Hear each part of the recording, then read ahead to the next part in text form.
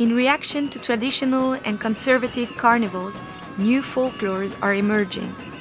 These free and wild forms of celebrations seek to revive the primitive essence of carnivals by taking over the public spaces and overturning the social order. Every year, hundreds of creatures gather from Place du Jeu de Balle to shake up the city streets in a wild charivari that reflects Brussels.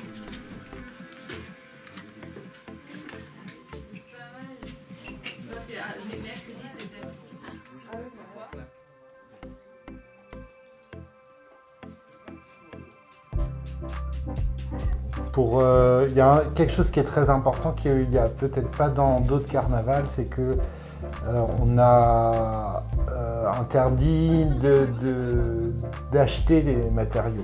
Ça veut dire, en fait, au départ de ça, il y avait la volonté d'égaliser les participants sur le plan économique et qu'on ne puisse pas être riche et avoir un meilleur costume que des gens qui ne sont pas riches. Et donc, tu as le droit de venir au carnaval si tu es riche, mais par contre, tu n'as pas le droit de te la péter parce que tu as de l'argent. Et donc, on est parti avec que des choses gratuites et on s'est rendu compte aussi que ça donnait une certaine patine, comme si les objets avaient en fait, ils viennent sur les masques comme avec ce qu'ils ont vécu dans la vraie vie. Enfin, mon porte-monnaie, là, il a été à quelqu'un, tu vois, il a été utilisé. Les dents, c'est les dents d'un animal qui a été tué par un chasseur quelque part, qu'on a récupéré sur un truc empaillé. En fait, notre société, elle produit tellement de poubelles et de déchets qu'on trouve hyper facilement tout ce qu'on utilise ici. Des fringues, des tas d'objets, des matériaux, des déchets d'atelier, enfin tous ces trucs-là. C'est vraiment hyper facile à trouver, quoi.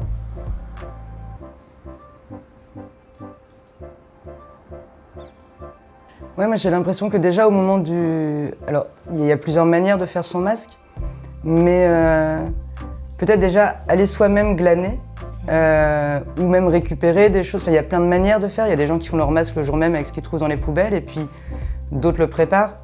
Mais déjà, ouais, je crois que glaner, t'es déjà dans une rencontre avec l'objet, avec son passé. Et oui, et redonner, enfin, ouais, peut-être l'écouter, quoi. Et ben, tu vas rencontrer, enfin, il y a vraiment une rencontre entre l'objet. C'est souvent un objet de départ qui t'amène à y rajouter des matières, Et oui, il y a quelque chose où c'est presque l'objet qui choisit, enfin,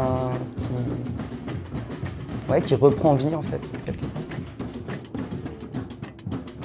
J'ai l'impression que plus tu te vides l'intérieur, plus tu habites ton masque, plus tu mets du temps de préparation. Alors c'est pas obligatoire, mais il y a quelque chose d'ordre d'une émulation collective qui est assez important. Et sur le jour même, ce fait-là de danser, d'être ensemble dans la ville, d'être en masse, de plus en plus importante et de moins en moins maîtrisée, ça amène une forme de transe indéniable qu'on partage toutes et tous, quoi. Il y a vraiment, oui, quelque chose presque de magique, en fait, d'être tous ensemble, de savoir que ce rituel-là reviendra aussi l'année prochaine, de pouvoir tourner autour du feu, sauter au-dessus. Enfin, il y a quelque chose, ouais, de l'ordre de la transe collective, vraiment, et qui permet, j'ai l'impression aussi, comme dans plein de rituels, des fois de déposer des choses qu'on a besoin de déposer.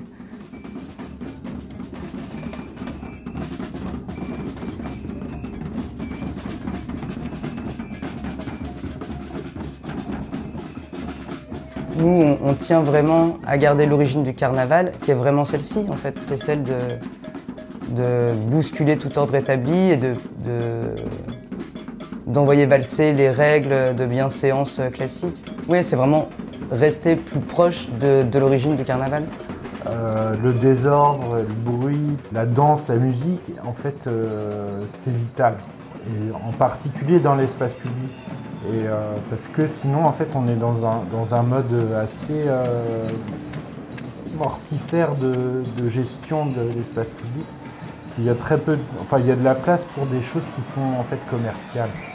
Mais cet ordre-là, en fait, il devient complètement mortifère En fait, la société va mourir si on ne peut pas y faire la fête et ils foutent le bordel de temps en temps, quoi.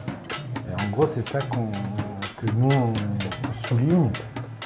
Effectivement, bah, ça fout le bordel sur la place, ça fait du bruit et tout ça, mais si ça n'arrive jamais, en fait, c'est la mort, quoi.